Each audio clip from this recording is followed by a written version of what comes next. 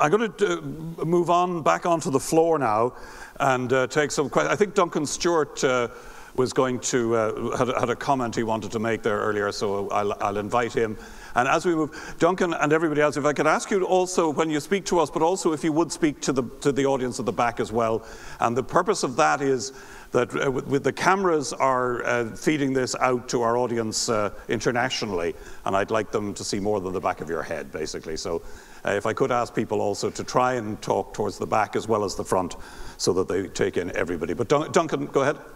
Thank you, and it's a great pleasure to have, and an honour to be able to speak at this very, very important conference and have such an eminent panel of speakers. What I want to say, my name is Duncan Stewart, and I'm a TV producer, and I want to kind of just talk, first of all, about the overview of the issues that we face, and then look at the challenges and how we're going to really address them. When we look at the planet, we're now kind of facing, we're on a trajectory of probably 6 degrees Celsius of change in this century, unless dramatic changes happen. And we know that food production is going to have to increase probably 70%, it could be 100% by 2050 as the population grows to possibly 9 to 10 billion by 2050. That huge increase in population needs to be fed. But on the other side, climate change is going to grow, and the implications of it are going to get very serious. And we see the other stresses like water and biodiversity loss and resource depletion, and all of these combined together, it makes the challenge more and more great. And when you look at the synergies between all of these interactions, between the various pressures, one has to ask the question, can we sustain this planet to the year 2050? Are we facing major risks that we will not be able to keep going without some major collapses occurring within that time? So we need the scientists, all of you on the panel, and all the scientists that are here today, to take this issue to the public, because we can no longer trust global governments to act on these issues. We've waited 20 years, and governments have failed us. And we need to now know that citizens need to take actions on behalf of their children, so that we can face these issues squarely and face up to the consequences and make the transformation that we're going to need, that is so urgently required of all of us. So I would ask all of the scientists to kind of engage the public more. We need scientists, and we need the consensus of sciences, the peer-reviewed science, to be presented to the people of this world in all communities, so that they can understand the risks and the threats and the pressures that we face, and also know that there are solutions to these if we make the transformation that we need to make. So I would ask the science community, could you please bring these issues squarely to the public and communicate them well in a compelling way, that we can make the big adjustments that we need to make? Because otherwise, our children's future and all the other species and those in the developing world, we're putting all of them at risk in terms of their future. So thank you. Okay, I'll take one more comment, and then we'll go back to the panel. My plan is to finish on time. We'll be doing another bit of voting shortly, but I will end at 2:45. So we're going to hear one more comment from the floor.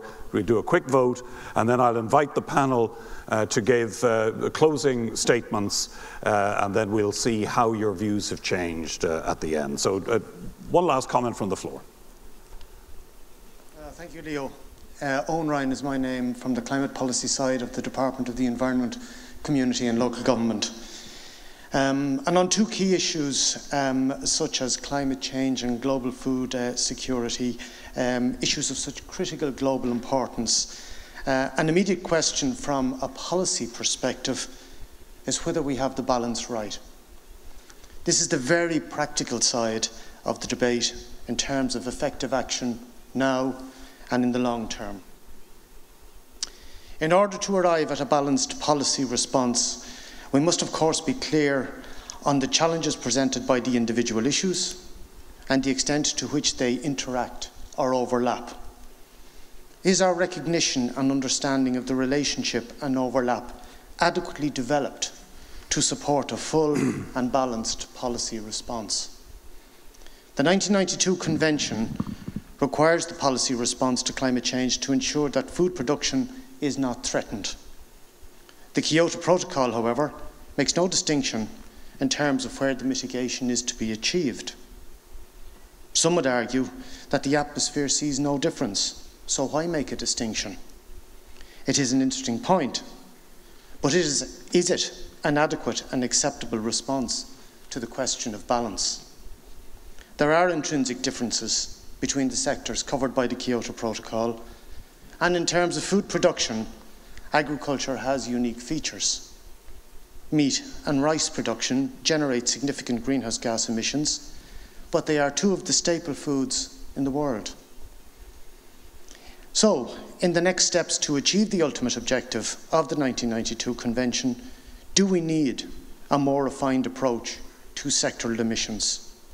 If so, what approach might be best for the agriculture sector? And I'm not just talking about the sector as currently reflected in Annex A of the Kyoto Protocol, but the sector as a whole, livestock and land. Thank you. Okay, thanks very much indeed, Owen. Okay, let's vote again. We've one final question for you, and it's up on the screen, on your screen now, if you use your little voting gizmos to rank the effectiveness of policy tools to reduce agricultural emissions. If you would now choose, make your choice on what you think are the most important of those. It's a bit more complicated than the earlier ones. You might want to spend a moment thinking about it. And while you are thinking about it, we're going to look in this final section of our discussion at the policy options more generally. I'll ask the experts to give their perspective on what we can do about it. We're getting plenty of suggestions on Twitter. Valdemar Ring Dal has tweeted in and has a very simple solution. He or she says, let's scrap the cap. We have another comment from at C. Austinberg, who has a question for the panel, again a policy question which I'll ask them to address, and that is, do we need national climate change laws to combat climate change in the face of increasing demand for food production? So I'm sure the panel will be happy to comment on that. Polling is just finishing now, so I'd ask you, if you haven't finished up your voting, and there we go again. And this goes back to the comment that Dr. Pachuri made at the very beginning, that we're seeing an audience that are looking at these things and saying, look, there's a mixture of solutions that we have to look at. We kind of expected that, and we were curious to see would anything actually come out startlingly ahead of anything else. And I think it's interesting that within the margin, I'm not sure what the margin of error is on this vote. We're not being very scientific if we don't give you a margin of error, but I guess it's small.